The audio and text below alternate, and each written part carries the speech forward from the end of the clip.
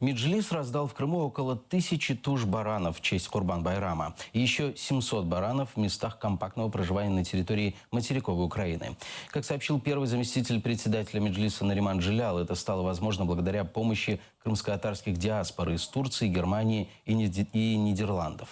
Также организовали жертвоприношения от имени крымских политзаключенных мусульман и от имени пропавшего без вести Эрвина Ибрагимова.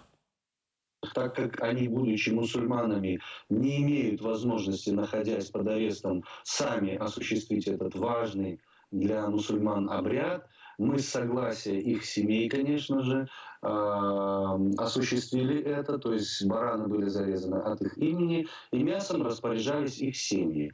Где-то семья сама брала мясо, раздавала по традиции и так далее. Некоторые семьи попросили нас сделать это, и мы раздали, собственно, среди наших единоверцев, поздравив их с праздником Курбан-Байрама. Отдельно еще мы передали одного барана семье Эрвина Ибрагимова. У нас была такая возможность. И от его имени также был осуществлен этот ритуал.